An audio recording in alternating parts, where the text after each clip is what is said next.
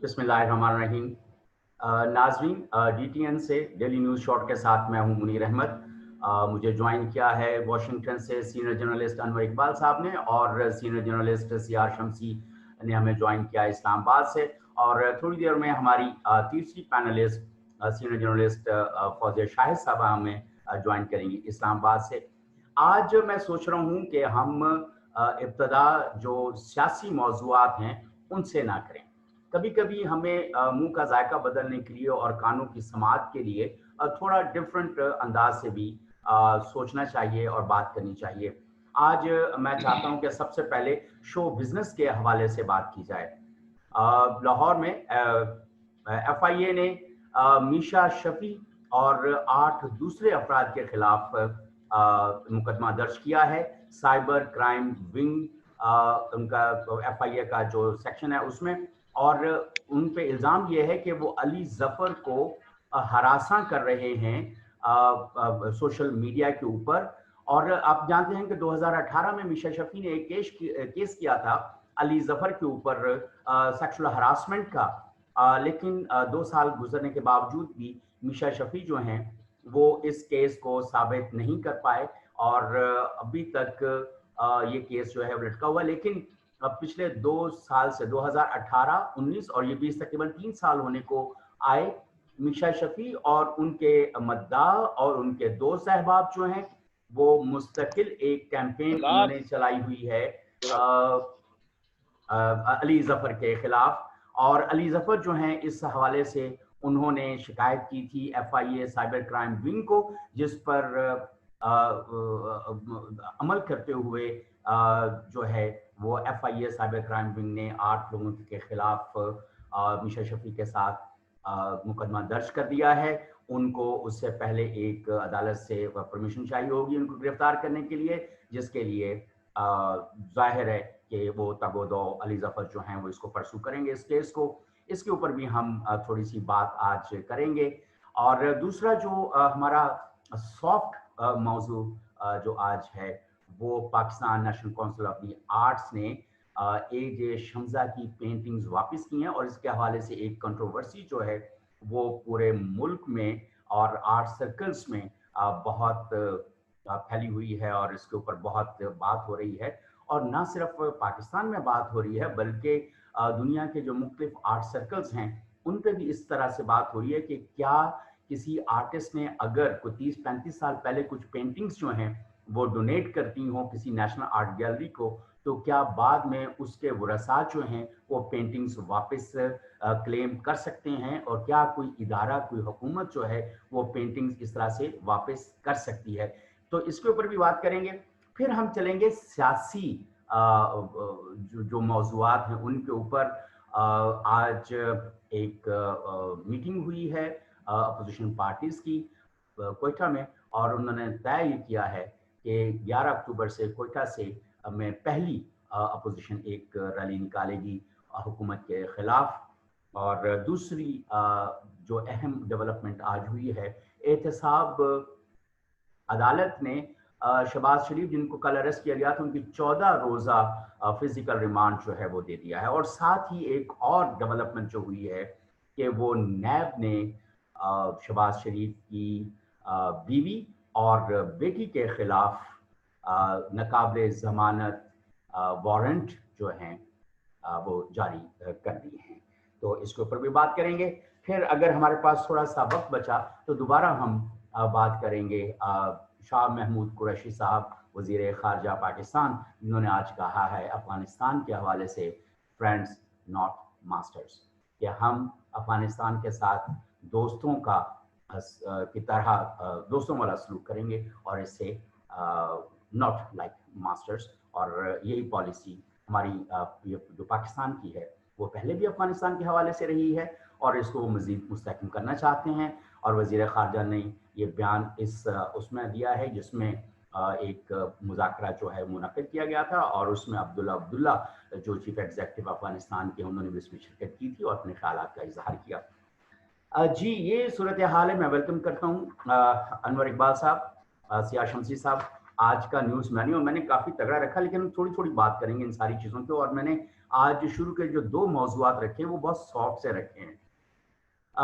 Ciaz शमसी साहब, आप तो पाकिस्तान का जो समाजी जो सूरत हाल है और जो शोबिज़ की है, उसके बारे में भी जानते हैं कि 2018 में मीशा शफ़ी ने सेक्सुअल हरासमेंट का एक केस किया था। बाद में थोड़ा उसमें से ये भी निकला कि वो कोई उनकी कोई प्रोफेशनल राइवलरी थी, लेकिन ये है कि तकरीबन 2018, 19 और 20 से वो अभी तक केस चल रहा है, और उसकी जो केस की जो हियरिंग है वो एडजर्न कर दी गई है। दूसरी तरफ अली जफर ने 9 अफराद, जिसमें मीशा शफी को शामिल करते हुए और उनके 2 सहबाग को शामिल करते हुए साइबर क्राइम विंग में एक एप्लीकेशन दी, जिसके ऊपर FIA ने FIR काटते हुए उनके खिलाफ मुकदमा दर्ज कर लिया है कि वो अली जफर के खिलाफ, इसके बावजूद कि एक केस चल रहा है, वो उनके ऊपर हरासमेंट और उस तरह से उनके खिलाफ बातें और चीज़ों को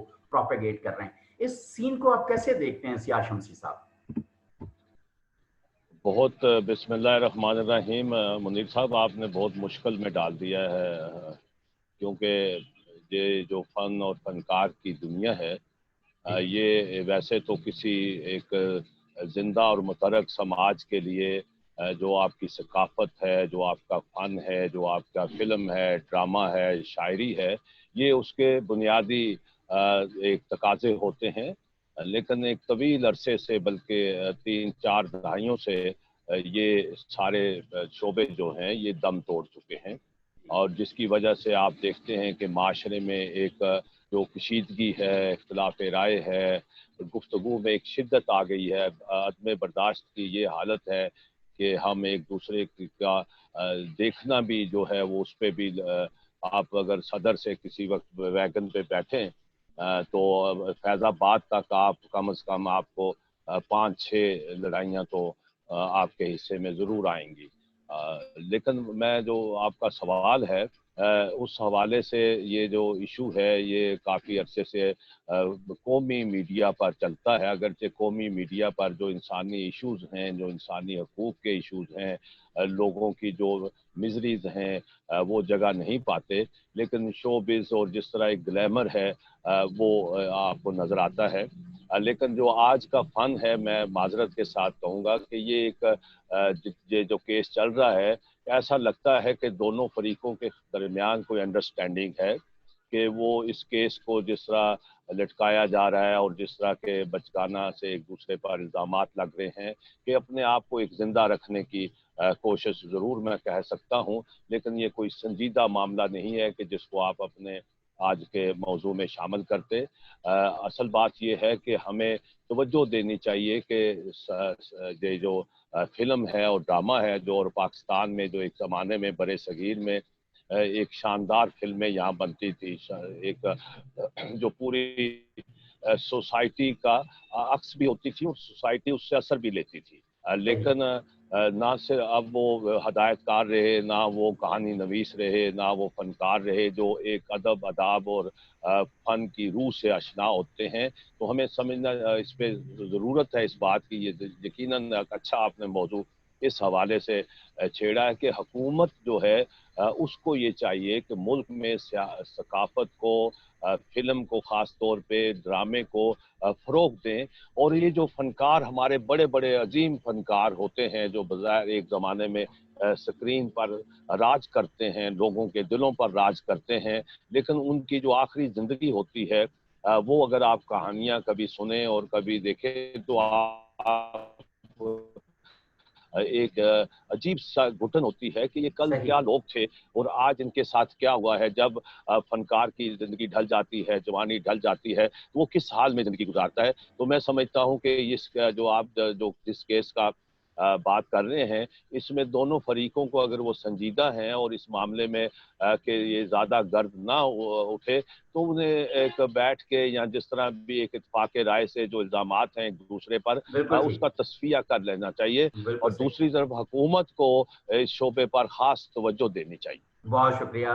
अनवर इकबाल साहब, इसको अगर 2 एंगल से देखें जाए, अगर आप अपना ज़रा माइक ऑन करें, तो आज आप भी हैरान हुए होंगे, सियार शमसी साहब भी हैरान हुए कि ग्लोबल अफेयर्स और पाकिस्तान अफेयर्स से हम एक शोबिस के अफेयर्स पे कैसे आ गए। तो मैं इसमें जनाब हैरान नहीं हूँ, मैं हैरान, मैं परेशान हूँ। परेशान इसलिए हूँ कि नहीं नहीं, आपने इसमें इसमें नहीं, मैं आपने ये कैसे सपोज कर लिया कि जहां तक मेरी मालूमात का ताल्लुक है, सीआर शमसी पर कभी जिनसी हरासमेंट का इल्जाम नहीं आया, नहीं नहीं, किसी कभी पे भी नहीं आया, हम में से किसी पे भी नहीं आया और किसी शरीफ आदमी पे भी फिर नहीं आता। आपने ये कैसे सपोज कर लिया कि वो जिनसी हरासमेंट के मारे अच्छा, ये नहीं बताएं। नहीं नहीं, मैं इसमें सिर्फ एक जो एंगल है, इसमें से ना दो एंगल लेके आना चाह रहा था। एक तो ये है कि क्या हमारी जो शो बेस का मार्केट है उसमें काम इतना कम हो गया है कि हम एक दूसरे के ऊपर इल्जामात लगा के किसी को फील्ड से बाहर करने की कोशिश करें। एक बात। दूसरी अनवर इकबाल साहब बात जो है इसमें, क्या सेक्सुअल हरासमेंट इतना आसान काम है, हो चुका हुआ है कि कोई भी शख्स जो है, जो पब्लिक फिगर्स हैं, वो एक दूसरे को ऐसे कर सकें, या ये मेयर एलिगेशंस हैं जो दूसरे को बदनाम करने के लिए या मार्केट से आउट करने के लिए लगाए जाते हैं। कि मैं इन दो एंगल्स के ऊपर आज जैसे मैं बात करना चाह रहा था। जनाब, एक बात तो ये है कि सबसे पहली बात मैं मौजू पे रहूंगा और इधर उधर नहीं जाऊंगा कि ये जो इंडस्ट्री है शोबिज की, इसमें आपने देखा कि जब ये मी टू मूवमेंट शुरू हुई, वो शुरू ही इस तरह हुई कि एक साहब पे यहाँ बहुत बड़े प्रोड्यूसर और डायरेक्टर पता नहीं क्या कहते फाइनेंसर थे, उन पे इल्जाम आए। और जब एक दो खवातीन ने जब इल्जाम लगाया तो वो उन्होंने तरदीद कर दी, बल्कि उन पे मुकदमे कर दिए। पर उसके बाद एक जो है सैलाब आ, आ गया और बड़ी बड़े बहुत बड़े बड़े नाम थे जो मीडिया इंडस्ट्री में।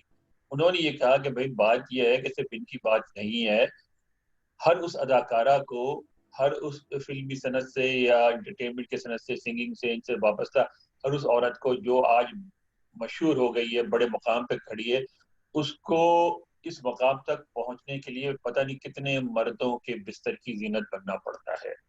ये एक तल्ख हकीकत है, शोबिस की दुनिया में, हमारे यहाँ भी है, भारत में भी है, अमेरिका में भी है, बरतानिया में भी है, हर जगह है। बल्कि यहाँ तक भी पता है लोगों को कि सिर्फ ख्वातीन को नहीं, मर्दों के साथ ज्यादती होती है। उनके साथ जो दूसरे मर्द होते हैं, जो मर्दों में इंटरेस्टेड होते हैं, वो उसमें यंग जब एज में ये दाखिल होते हैं इस बिजनेस में, तो वो उनके साथ ज्यादतियां करते हैं और उनको सब कुछ बर्दाश्त करना पड़ता है।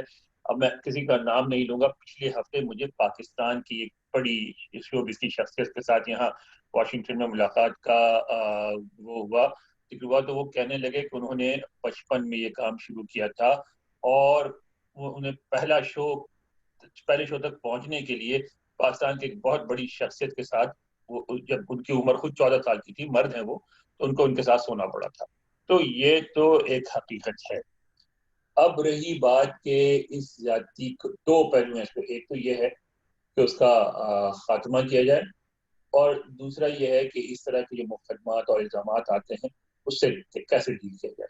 तो मैं सीआर शमसी साहब से बिल्कुल डिसएग्री करूंगा कि इसको लिपा पोती करके खत्म कर दिया जाए। नहीं, लिपा पोती करने से मामला खत्म नहीं होगा। मामला खत्म उस वक्त होगा जब सब, वो सारी खवातीन, वो सारे हजरात जिनके साथ ज्यादतियां हुई हैं, वो खुल के बोलें, बाहर आए और बताएं।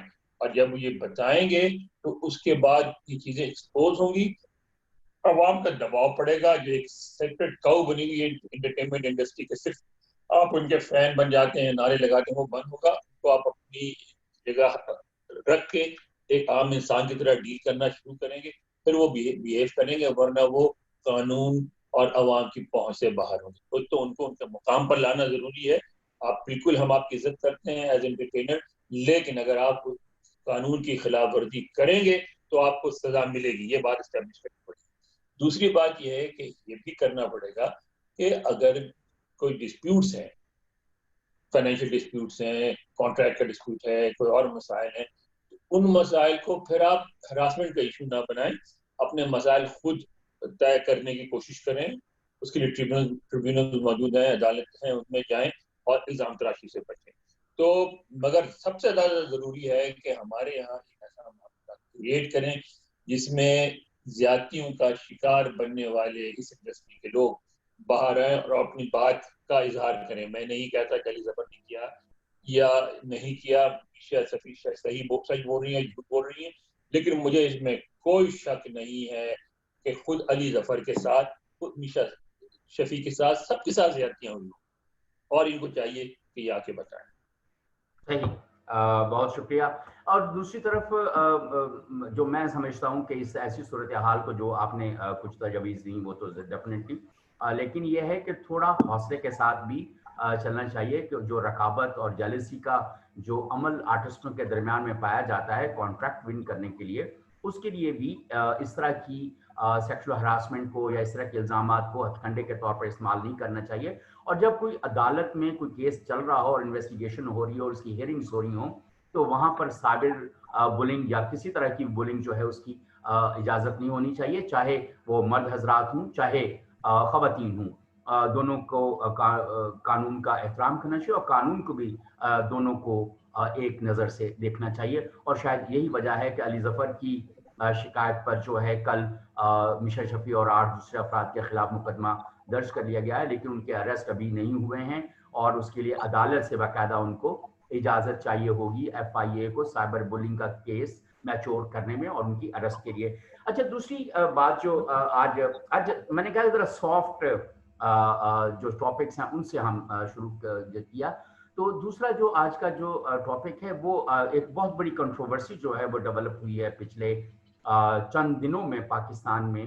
وہ انور جلال شمزہ جو پاکستانی آرٹسٹ ہے، انہوں نے بعد میں ایک برطانوی خاتون سے شادی کی اور وہ برطانیہ شفٹ ہو گئے، اور اس 85 میں ان کی پہلی ایگزیبیشن جو ہے وہ پاکستان میں ہوئی.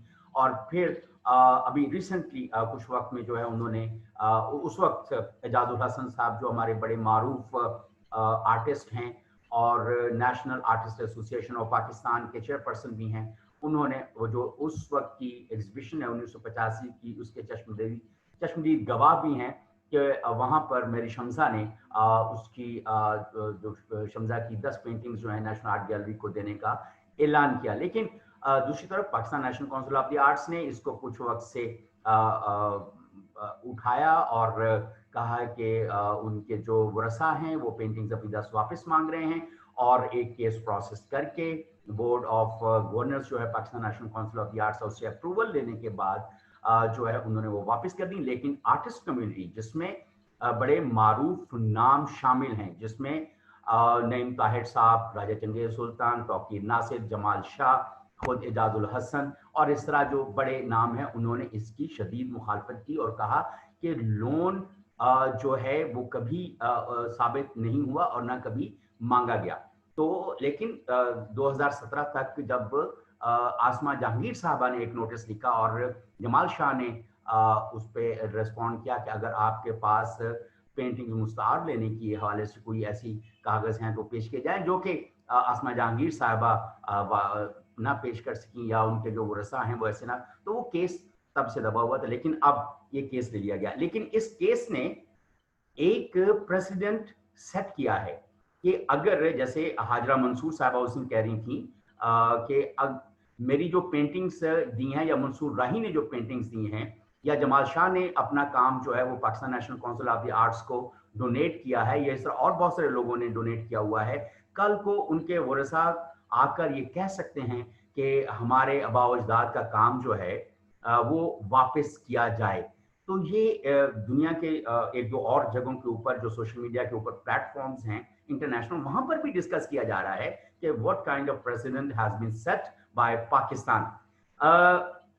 آپ اس کو کیسے دیکھتے ہیں انور اقبال صاحب؟ اس اپنا ذرا مائک آن کریں، ہمیں بتائیں کہ یہ جو ایک پریزیڈنٹ سیٹ ہوا ہے کہ پینٹنگز نیشنل آرٹ گیلری سے واپس کرنے کا اور اس کے اوپر جو بات ہو رہی ہے، تو آپ اس کو کیسے دیکھتے ہیں؟ سب سے پہلے تو میں ذرا پتہ نہیں یہ اس پروگرام کو اعجاز الحسن صاحب سنیں گے یا نہیں، اگر سن رہے ہیں تو میں ان کو سلام پیش کرتا ہوں. پہلے وہ ہر سال واشنگٹن آتے تھے اور بڑی ان کے ساتھ محفل رہتی تھی، بڑے عرصے سے نہیں آئے. امید ہے انشاءاللہ وہ خیریت سے ہوں گے. مجھے ان کا ایک واقعہ جو بہت اچھا جس نے مجھے بہت متاثر کیا، وہ ان کا زیادہ ان کے صاحبزادے کا تھا کہ ایک محفل میں وہ آئے تھے اور جس طرح ان کے صاحبزادے ان کا ڈاکٹر یہاں امریکہ میں اور بڑے خوشحال ہیں، جس طرح اپنے باپ کی خدمت کر رہے تھے، جس طرح ان کو جرابیں پہنائے، جوتے پہنائے، بٹھایا اور اٹھایا، وہ مجھے اتنا اچھا لگا کہ میں نے جیسا آپ کہا کہ سر میری تو دعا ہے کہ ساڑھے بچے بھی یہ ہوں گے، کہنے لگا ہاں ہوں گے انشاءاللہ۔ تو بہت اچھے آدمی ہیں۔ اب آتا ہوں میں موضوع کی طرف۔ موضوع پہ جہاں تک گفتگو ہے جناب باجی کا، ہمارے معاشرے میں نا، ہم معاشرے کیا، ہم لوگوں میں، ہم سب میں ایک بڑا مسئلہ ہے۔ جب ہمارے تعلقات خوشگوار ہوتے ہیں نا، گڈ ول جب ہوتی ہے تو ہم ہر چیز بھلا جاتے ہیں، ہر چیز ہم گڈ ول کی بنیاد پہ کہتے ہیں، اے لہجہ تیری ہے چلو بھی انا تو اے بھی لہجہ تو میرے گھر سال رہ جا کہاں کر لے۔ اچھا ہم لین دین کرتے ہیں، پراپرٹیز ڈیلنگ تک کر لیتے ہیں، وہ تک لیتے ہیں، اس میں بھی پکی کاغذی کاروائی نہیں کرتے۔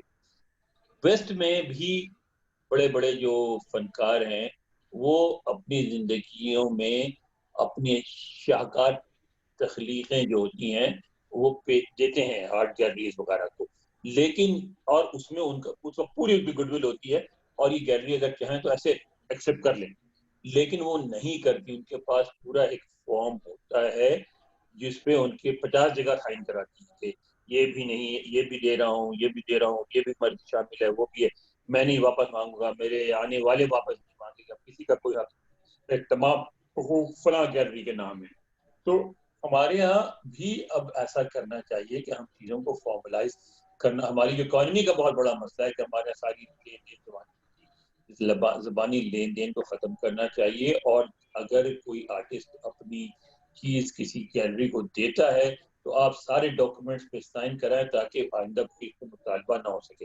مطالبات ہوتے ہی اس لیے ہیں کہ ہم اس طرح کی کارروائی کرتے۔ ہوتا کیا ہے کہ شمدہ صاحب پہ میں نہیں کہہ رہا ہوں کہ یہ بات اپلائی ہوتی ہے، لیکن ہوتا ہے کہ ہمارے یہاں اکثر جب کوئی مصور جو ہے نا ابھر رہا ہوتا ہے، بڑھ رہا ہوتا ہے، آگے آ رہا ہوتا ہے، تو اس وقت اس کی تخلیقات کی اتنی قیمت نہیں ہوتی تو وہ آرام سے دے دیتا ہے، لوگ لے کے رکھ دیتے ہیں۔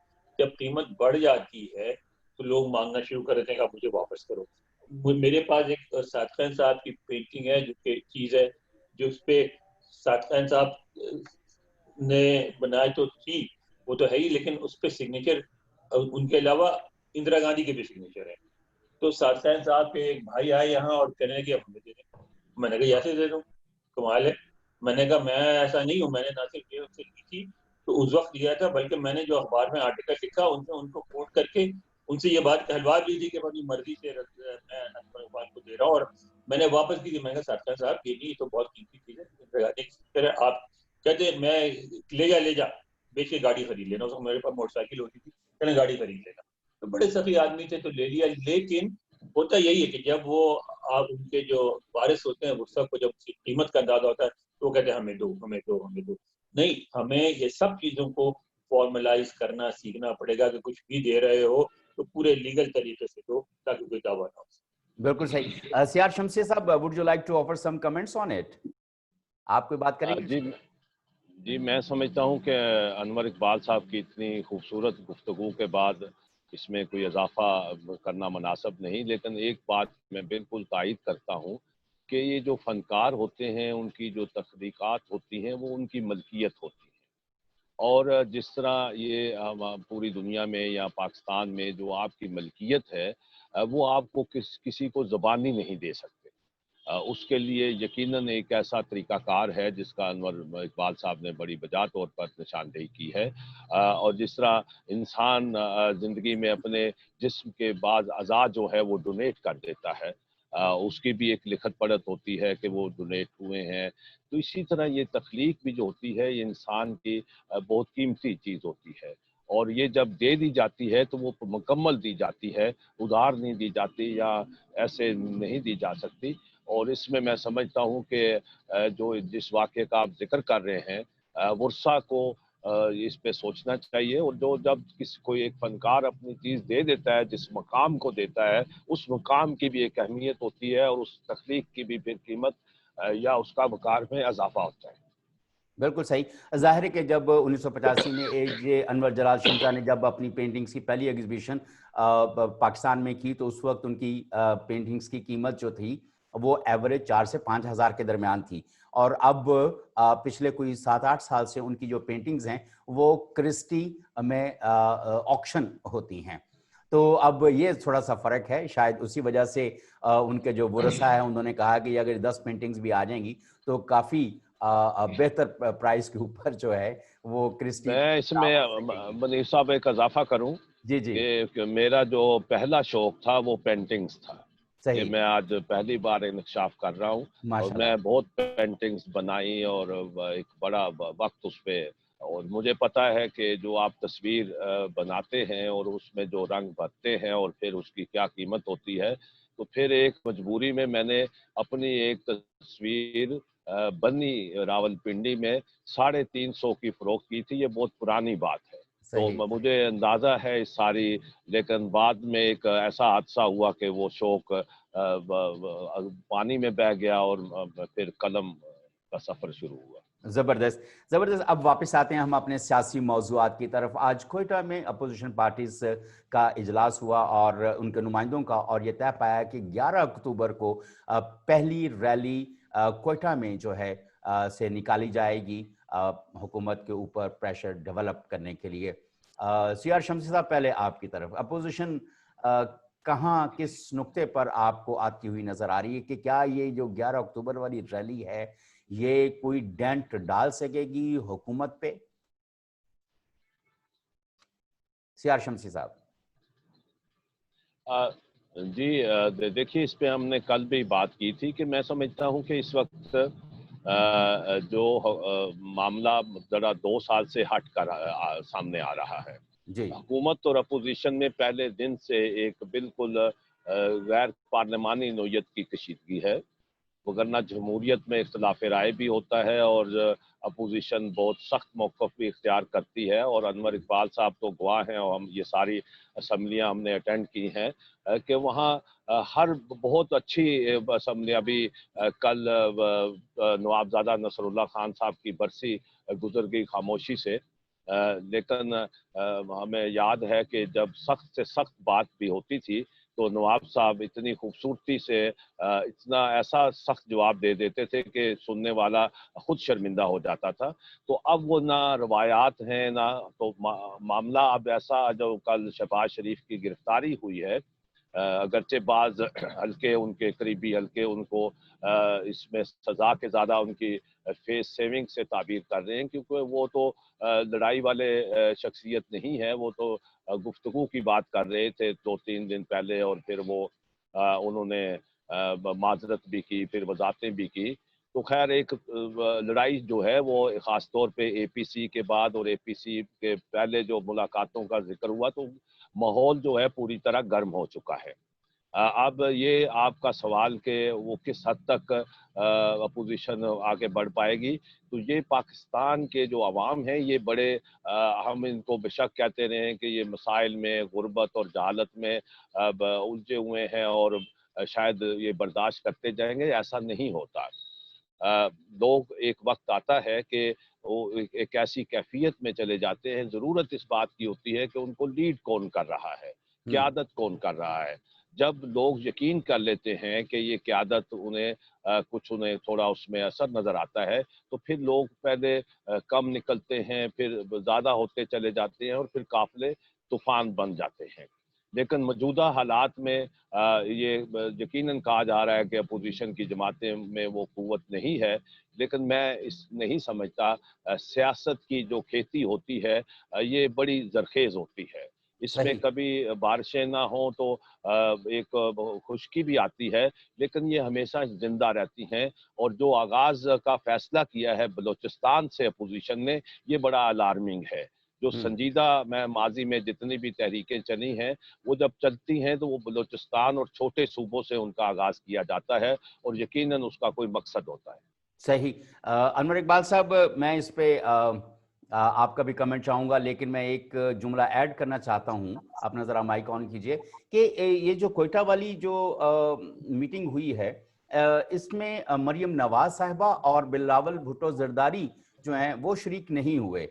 تو اس کانٹیکسٹ میں اگر اس کو دیکھیں، اور پھر 11 اکتوبر کو انہوں نے کہا ہے کہ ہم کوئٹہ سے بہت بڑی ریلی نکالیں گے، تو اس کانٹیکسٹ میں اگر آپ اس کو کیسے دیکھیں گے آپ؟ پہلی بات یہ ہے کہ دیکھیں، یہ جو ہمارے ہاں ظاہر اس میں کوئی شبہ نہیں ہے کہ پی پی کے ساتھ بھی زیادتی ہوئی اور پی ایم ایل این کے ساتھ بھی، اور کی حکومتوں کو مدت پوری نہیں کرنے دی گئی، اور ان کی پہلے وقت 5 سال سے پہلے کسی کی 2 سال میں، کسی 3 سال میں چھٹی ہو گئی.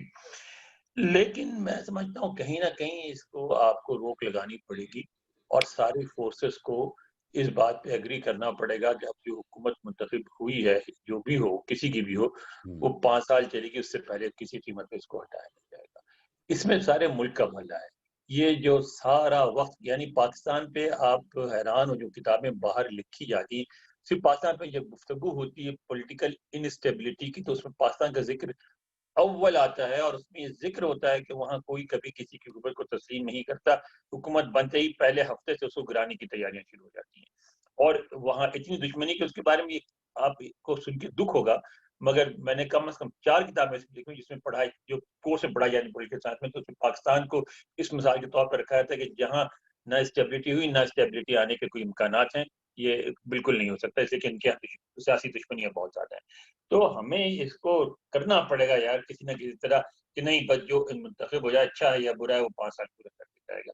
بیچ میں آپ موومنٹ چلا دیتے ہیں، نہ کوئی کام ہوتا ہے، نہ کوئی بات آگے بڑھتی ہے، اور سارا وقت صرف جلسے جلوسوں پہ، ہنگاموں پہ لگا ہوتا ہے. یار کیا ہے، مطلب تنگ آ گئے ہیں لوگ. یہاں آپ دیکھیں ترقی یافتہ ملکوں میں حکومت آتی ہے، ٹرمپ کی حکومت سے کوئی خوش نہیں ہے، جو بھی پڑھا لکھا آدمی امریکہ کا، لیکن کوئی یہ نہیں کہتا کہ 4 سال سے پہلے چھٹی ہو جائے، کوئی بھی نہیں چاہتا.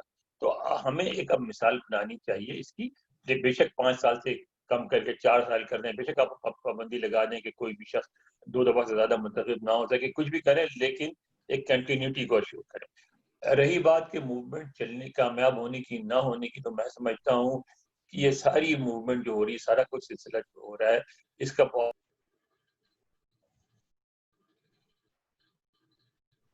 انور بھائی آپ کا مائک بند ہو گیا. ان کا بہت تعلق ہے سینٹ کے انتخابات سے. جی جی. اور دونوں یعنی اپوزیشن بھی اور حکومت بھی اپنے اپنے مسئلہ کا مظاہرہ کر رہی ہیں. حکومت نے جو نیب وغیرہ کو ری ایکٹیویٹ کیا ہے، شہباز صاحب کو پکڑ کے بند کر دیا، اور جو مختلف حلقوں سے بیانات آ رہے ہیں، ان کا بھی یہی مقصد ہے کہ وہ یہ ثابت کر سکیں کہ اس پوزیشن میں ہے کہ سینٹ میں وہ اکثریت بنا لیں گے. اور اپوزیشن اس کوشش میں ہے کہ پریشر اتنا بلڈ اپ کر دیں کہ ان کی اکثریت وہاں نہ بن سکے. تو میں سمجھتا ہوں کہ اصل جو چیز دیکھنے والی ہوگی یہ ہوگی کہ مارچ میں سینٹ میں کیا ہوتا ہے، اور اس کے بعد فیصلہ ہوگا. اگر حکومت اکثریت لینے میں کامیاب ہو جاتی ہے تو وہ 5 سال پورے کر لے گی، اور اگر ناکام ہو جاتی ہے تو وہ اتنی بڑی ناکامی ہوگی کہ اس کے بعد اس کا 5 سال مکمل کرنا ممکن نہیں ہوگا. اچھا، یہ ایک عجیب صورتحال ہے کہ شہباز شریف صاحب کی جو ضمانت ہے وہ تو کل منسوخ ہو گئی تھی، ان کو اریسٹ کر لیا گیا تھا. آج ان کو 14 روزہ جسمانی ریمانڈ کے اوپر جو ہے وہ حوالے کر دیا گیا. اور دوسری طرف جو ایک دوسری جو صورتحال نظر آئی ہے کہ وہ شہباز شریف صاحب کی بیوی اور بیٹی کو بھی منی لانڈرنگ کیس میں ناقابل ضمانت وارنٹ گرفتاری جاری کر دیے گئے ہیں. تو یہ ہم سیاہ شمسی صاحب، یہ ہماری سیاست کس نہج پر جا رہی ہے؟ احتساب تو ٹھیک اپنی جگہ کے اوپر، جب اس طرح کے واقعات ہونا شروع ہو جائیں تو کیا ہم سیاسی انتقام یا کس طرف یا کس نہج پہ جا رہے ہیں؟ بالکل درست بات کی ہے جی انور صاحب نے بھی، اور آپ کا بھی سوال ہے کہ کس طرف جا رہے ہیں. یہ اس وقت تک ہوتا رہے گا جب تک ہم اپنا سکرپٹ نہیں بدلیں گے. ٹھیک ہے. ایسا لگتا ہے کہ ہم ایک پرانے سکرپٹ پر چلتے ہیں، مورے نئے آ جاتے ہیں، چہرے نئے ہوتے ہیں. لیکن یہاں معاملہ تھوڑا سا میں مختلف دیکھتا ہوں. جس طرح میں نے پہلے عرض کی کہ پہلے دن سے حکومت اور اپوزیشن کے درمیان ایک معمول کی ورکنگ ریلیشن شپ نہیں بن سکی، اور اس کی ذمہ دار میں حکومت کو سمجھتا ہوں، کیونکہ حکومت کی یہ ذمہ داری ہوتی ہے کہ وہ اپوزیشن کو ایسے حالات پیدا نہ کرے کہ اپوزیشن ان پر حاوی ہو جائے، یا جلسے جلوس یا ایوانوں سے نکل کر پہلے ڈی چوک میں آئے اور پھر ڈی چوک سے پھر آگے سڑکوں پر آ جائے. تو ایسا لگتا ہے کہ موجودہ حکومت کی ایک پالیسی جو نظر آتی ہے کہ وہ اسی طرح اپوزیشن کو تنقید کا نشانہ بنا کر ان کو چور ڈاکو کہہ کر ایک جو خاص بیانیہ ہے کہ اسی پر 2 سال گزر گئے ہیں، اور اگلا سال بھی جو لگتا ہے کہ وہ اسی طرح گزارنا چاہتے ہیں، لیکن اس کے نتائج جو ہوتے ہیں یہ ماضی میں بھی ہوتا رہا ہے۔ پہلے ایک زمانے میں اگر 90 کے نواز شریف کو یہ کل شاید آپ نے بات کی تھی کہ 90 کا نواز شریف اور 2000 کا آج کا جو عمران خان ہے، وہ میں نے تو وہ دونوں سارا رپورٹ کیا ہوا ہے۔ اس وقت ان کو بھی یہی زوم تھا، اور وہ اس وقت کی اپوزیشن محترمہ بینظیر بھٹو شہید کے ساتھ جو رویہ رکھا، خاص طور پر 90 سے 93 تک، میں اس کا آئی وٹنس ہوں، میں نے دیکھا ہے، میں نے وہ ساری چیزیں اتنی بھیانک ہیں کہ وہ آج بشک وہ ماضی میں چلی گئی ہیں، اور ایک مساق جمہوریت بھی ہوا۔ یہ بینظیر بھٹو کا ایک بڑا سیاسی فیصلہ تھا، اور ایک اس میں نوابزادہ نصر اللہ خان صاحب کا بھی بڑا کردار تھا۔ تو اس وقت جب 99 کی حکومت ختم ہوئی 12 اکتوبر کو، میں اس اے پی سی میں بھی موجود تھا جو نوابزادہ نصر اللہ کی سربراہی میں اسلام آباد میں ہوئی تھی، جس میں تمام یہ لیڈرشپ شریک ہوئی تھی۔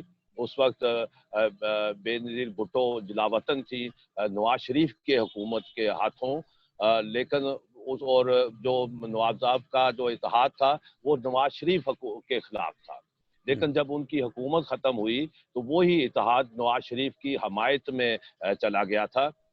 آج کی جو حکومت ہے وزیر اعظم عمران خان کو اس تاریخ کو ذرا جھانکنا چاہیے، دیکھنا چاہیے کہ پاکستان کی سیاست کیا ہوتی ہے، اور آپ جو بوتے ہیں کل وہ آپ کو کاٹنا پڑتا ہے۔ تو میں سمجھتا ہوں کہ اس وقت حکومت خود اپوزیشن کو سڑکوں کی طرف دھکیل رہی ہے، اور وہ اس کے نتائج سے بے خبر ہے۔ اگر وہ احساس کر لے تو میں سمجھتا ہوں کہ بہتر ہوگا، اور ہر پاکستانی شہری چاہتا ہے کہ یہاں ہر حکومت جو آئے وہ 5 سال پورے کرے، لیکن اس کے لیے شرط ہے، میں آخری لفظ کہوں گا کہ جو الیکشن کے ہوتے ہی نتائج کی رات کو ہی جب یہ ووٹ چوری کا الزام لگتا ہے تو وہ پھر الزام پیچھا کرتا رہتا ہے، اور پھر یہی منظر بنتا ہے جس کا آج آپ ذکر کر رہے ہیں۔ اچھا، یہ تو ایک بڑی عجیب و غریب قسم کی صورتحال ہے۔ فوزیہ شاہد صاحبہ سینئر جرنلسٹ اسلام آباد سے ہمیں جوائن کیا۔ فوزیہ شاہد صاحبہ ویلکم، آپ کو آواز آ رہی میری؟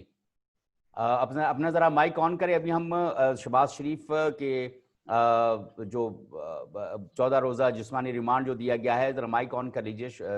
اور دوسرا یہ ہے کہ شہباز شریف صاحب کی بیوی اور بیٹی کے ناقابل ضمانت وارنٹ گرفتاری جو ہیں وہ بھی جاری کر دیے گئے ہیں، تو اس کے اوپر ہم اس وقت بات کریں۔ باقی موضوعات سے تو ہم آگے نکل آئے ہیں کہ یہ کس طرح کی جو صورتحال ہے وہ سامنے آ رہی ہے۔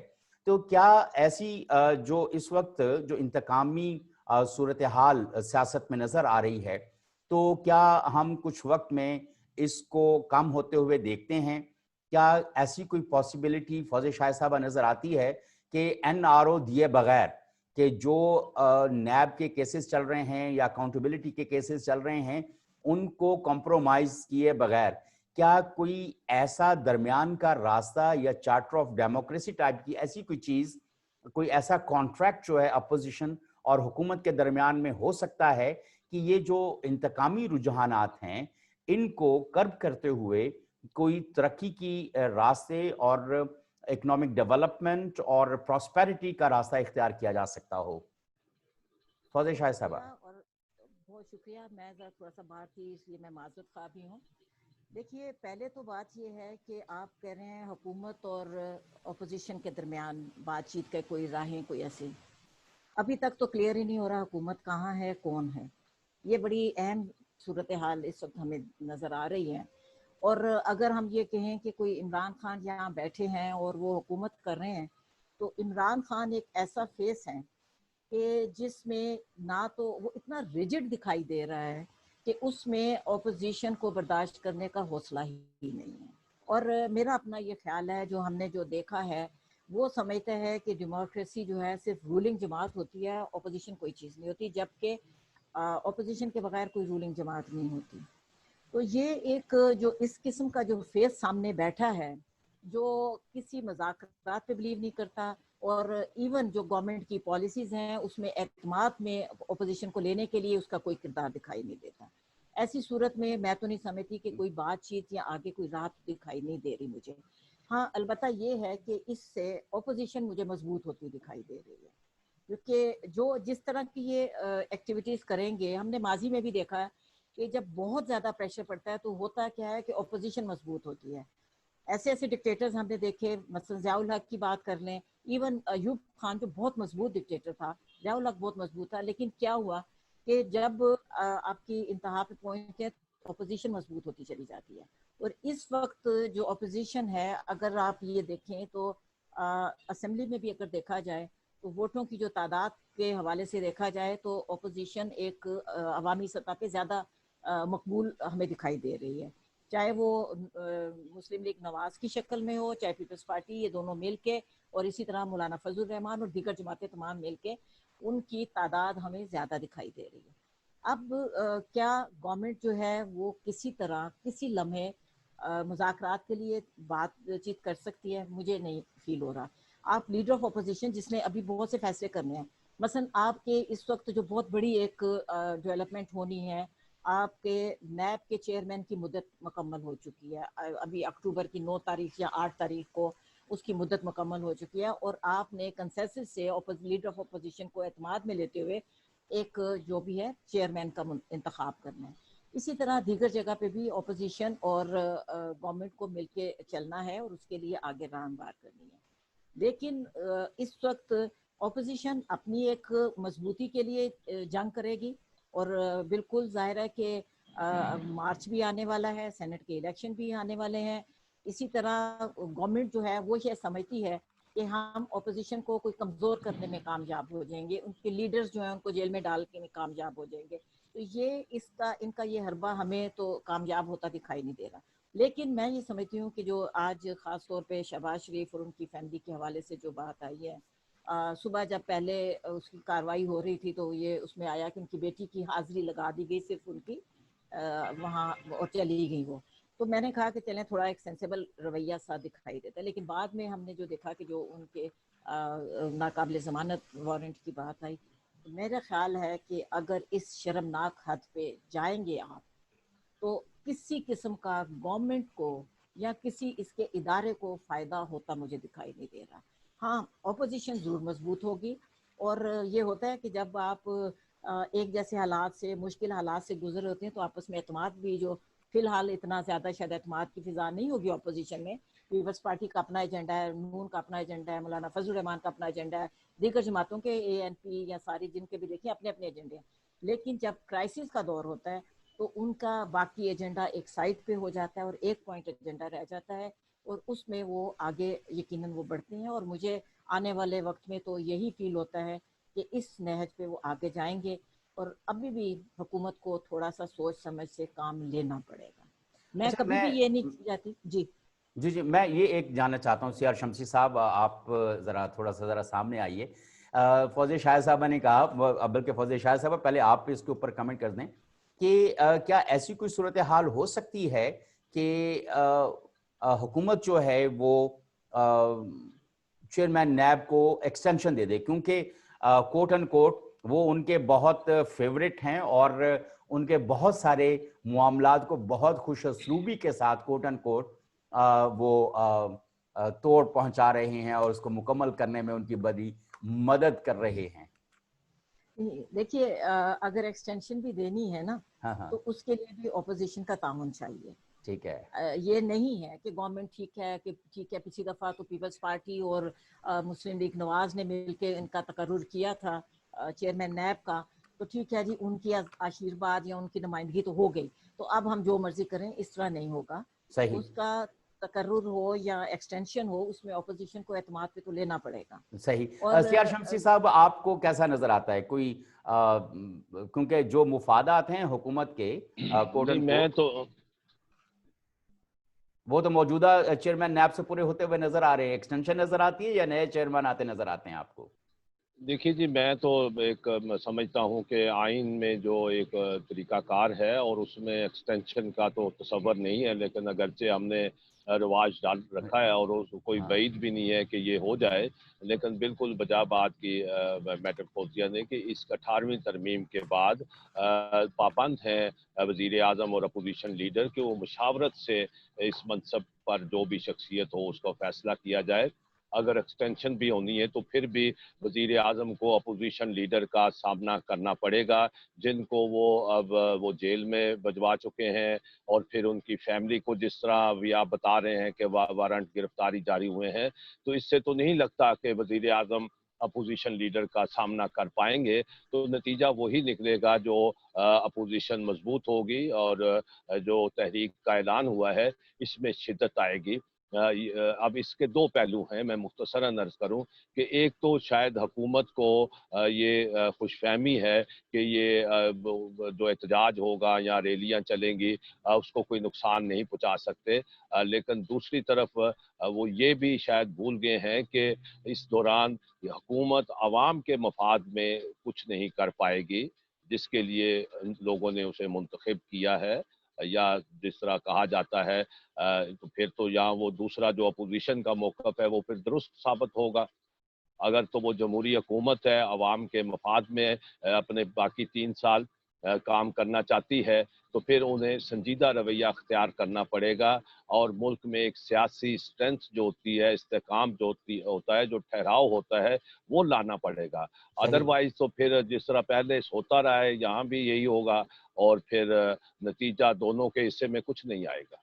सही। अनवर इकबाल साहब, इस वक्त जो सूरत हाल चल रही है और जो अपोजिशन के साथ जो सलूक हो रहा है और दूसरी तरफ मुआशी जो इकोनॉमिक रिफॉर्म्स की जो हम बात कर रहे थे और वो सोच रहे थे, वो भी हमें कोई उस तरह से अमल पैरा उसके ऊपर होते हुए भी हुकूमत नज़र नहीं आती। और दूसरी तरफ जो सर्वेस हैं वो भी ये बता रहे हैं कि हुकूमत की जो मकबूलियत है, उनके अपना जो वोट बैंक है वो भी कम होता हुआ नज़र आता है और उनके अपने वोटर्स, उनके अपने वर्कर्स जो हैं वो भी इस वक्त कुछ नाउमीदी की तरफ या उन जाते हुए नज़र आ रहे हैं, और बल्कि एक ओवरऑल नाउमीदी किसी कैफियत पूरे मुल्क में छाई हुई है। ऐसी सूरत हाल में जब ये तहरीक चलेगी और जब अपोजिशन के ऊपर या अपोजिशन लीडर के ऊपर बहुत ज़्यादा इस तरह अताब होगा, तो क्या मुस्तकबिल नज़र आ रहा है आपको?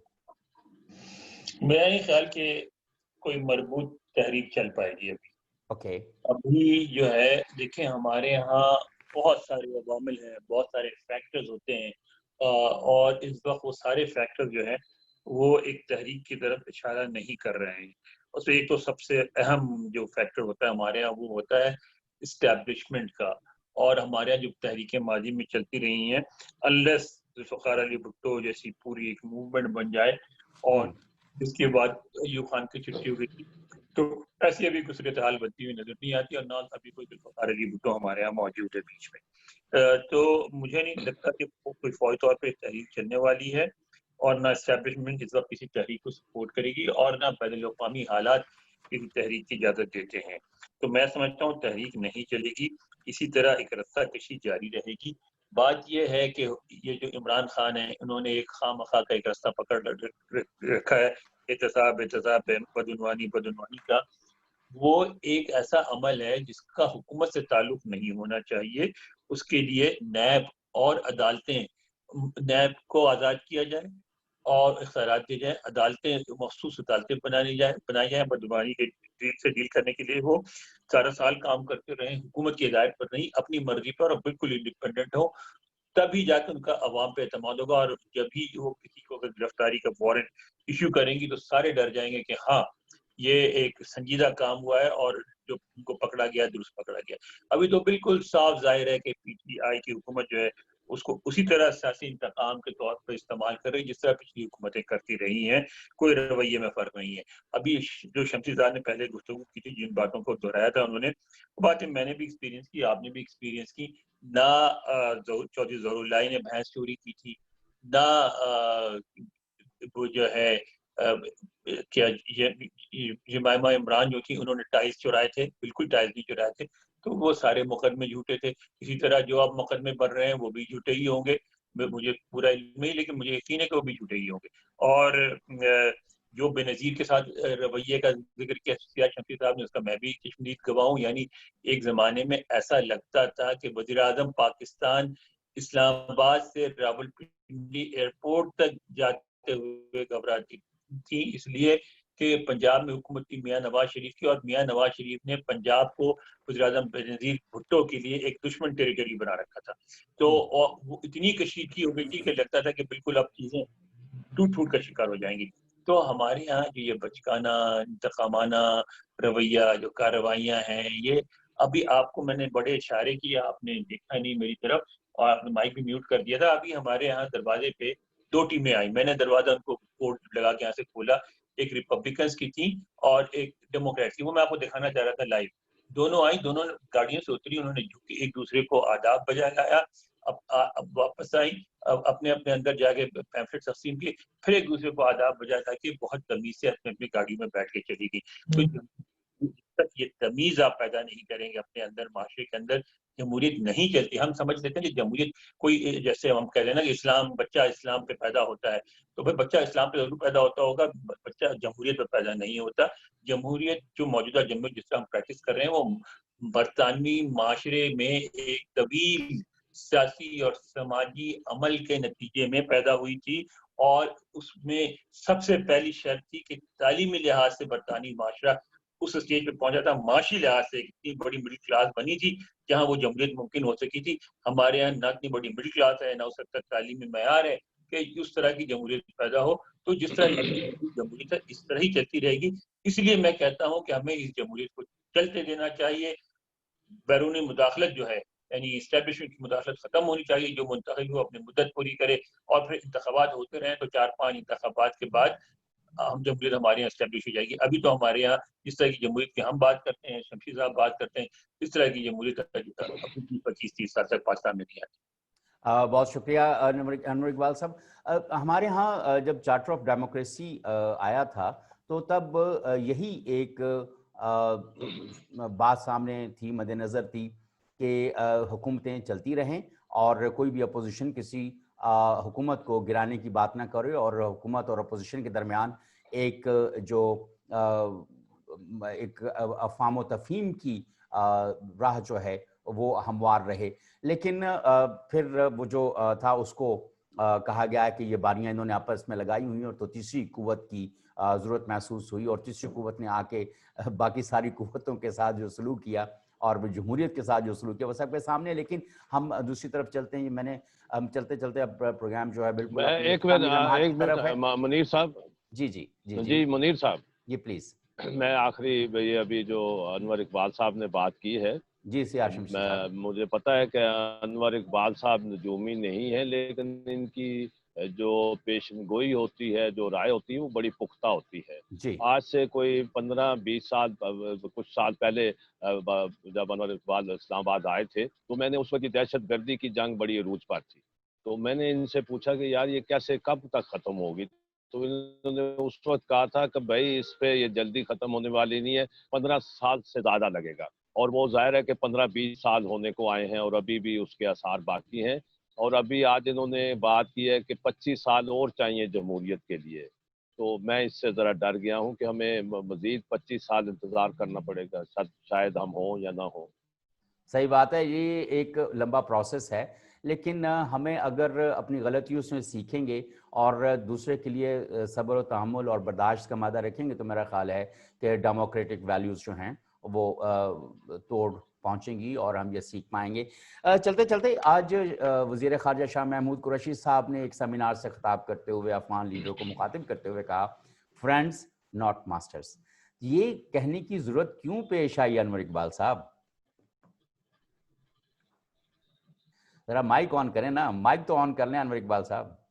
آپ ایک کام کریں، ذرا دری زبانوں کی زبان پہ جو دری زبان میں جو ویب سائٹس وغیرہ ہے نا، یا سوشل میڈیا، وہاں جا کے دیکھیں افغان اس پہ کیسا ریئیکٹ کر رہے ہیں. شدید غصے میں وہ کہہ رہے ہیں کہ انہوں نے لفظ ہی کیوں استعمال کیا ناٹ ماسٹر. اور ہم کیسے ماسٹر ہو سکتے ہیں؟ کیا کہہ کے قریشی صاحب نے کیا سوچ کے گفتگو کی؟ فرینڈ ناٹ ماسٹر، آپ ماسٹرز کہاں سے آ گئے؟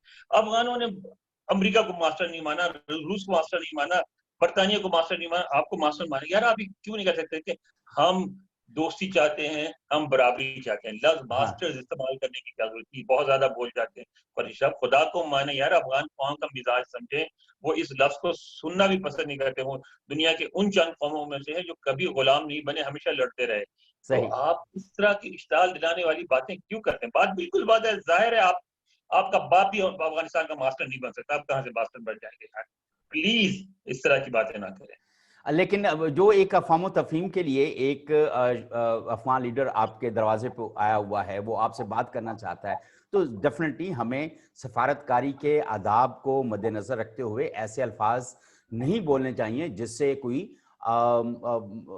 اس کو مروب کرنا یا کوئی اپنا اپر ہینڈ دکھانا منسوب ہو. تو یہ بالکل ان کی خواہش نہیں ہوتی, اوور اسپیک کرتے ہیں قریشی صاحب, ہمیشہ زیادہ بول جاتے ہیں. سیار شمسی صاحب, میں سمجھتا ہوں کہ بالکل درست بات کی ہے کہ سفارتکاری بالکل آبگینوں کی مانند ہوتی ہے, اور یہ ان کو تو بہت بڑا تجربہ ہے. اور اس سے پہلے سعودی عرب کے بارے میں بھی انہوں نے ایک رات بڑی جذباتی گفتگو کی اور پھر دوسرے دن معذرت کی. اور یہ جو یہاں لفظ استعمال کیا ہے, یہ بالکل میں نہیں سمجھتا کہ مناسب ہے, یا سفارتکاری کے یا ویسے بھی ایک اخلاقی طور پر دو ملکوں کے درمیان اس طرح کا لفظ استعمال کیا جائے. صحیح. فوزی شاہد صاحبہ, کہ یہ پھر کے معذرت کرنی پڑ جائے گی وزیر خارجہ شاہ محمود قریشی صاحب کو, کیونکہ جس طرح کا ریاکشن انور اقبال صاحب نے بتایا ہے. مائک آن کر لیجئے اور ذرا بتائیے تاکہ پھر اس کے بعد ہم اپنا پروگرام کنکلوڈ بھی کریں گے.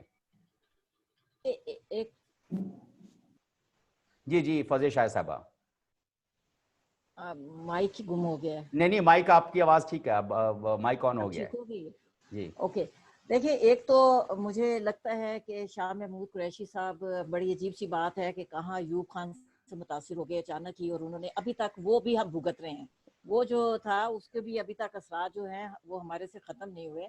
لیکن میں صبح سپیچ ان کی سن رہی تھی, اور جو سپیچ چل رہی تھی, پھر ان کی عبداللہ ان کی بھی سپیچ میں نے سنی, تو بڑی ایک مفاہمت کی بات ہوتے ہوتے ایک دم جب یہ بات آئی ہے تو میں خود نہیں سمجھ سکی تھی کہ کس سینس میں کہا جا رہا ہے اور کس کو کہا جا رہا ہے. تو یہ ایک مطلب میرے سمجھ میں نہیں آتا کہ شاہ محمود قریشی جو پہلے وزیر خارجہ رہا اور تھوڑا سا سینسیبل بات کر جاتا تھا, اب کیا اس کو مکمل چھٹی دے دی گئی ہے کہ اس نے جو مرضی آئے کہہ دے. اور میں سمجھتی ہوں کہ شاہ محمود قریشی اس وقت, یہ دو باتیں ابھی شمسی صاحب نے بھی یہ کہا سعودی عرب کے حوالے سے بھی, اور ابھی ان کی جو ڈپلومیسی ہے وہ آنے والے وقت میں بہت زیادہ مسائل پیدا کرے گی, کیونکہ ان کے پاس جو کلیئر نہیں ہے کہ انہوں نے کرنا کیا ہے. رٹی رٹائی تقریریں کر رہے ہیں, ادھر سے کچھ پکڑے جملے, ادھر سے کچھ پکڑے جملے, وہ باتیں کر رہے ہیں. ڈپلومیسی میں بہت کنفائن قسم کے الفاظ استعمال کیے جاتے ہیں, بہت سوچ سمجھ کے ایک ایک لفظ بولا جاتا ہے, اس میں زیر زبر کا مطلب نکل آتا ہے.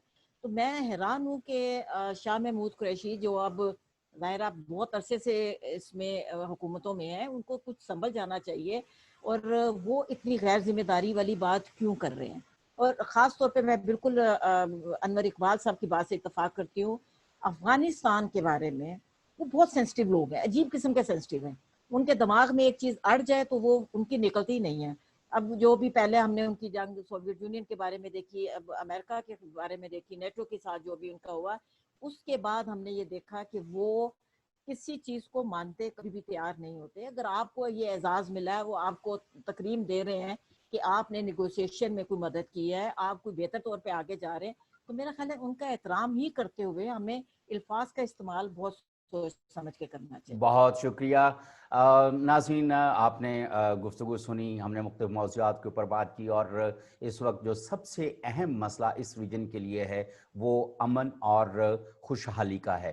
اور جس طرح کی صورتحال اس وقت افغان پیس پروسیس کی چل رہی ہے, وہ اس وقت تعطل کا شکار ہے, اور پاکستان اور افغانستان کی حکومتیں جو ہے وہ مل کر جس طرح سے اس کو دوبارہ ٹریک پہ لانے کی کوشش کر رہی ہیں, تو اس میں کوئی ایسے جملوں کا استعمال جو ہے وہ ہماری حکومت کو یا کسی بھی حکومت کو نہیں کرنا چاہیے. اور ہم نے دیکھا ہے کہ امریکہ بھی بہت محتاط الفاظ استعمال کرتا ہے مذاکرات کے حوالے سے, طالبان کے حوالے سے اور افغان حکومت کے حوالے سے.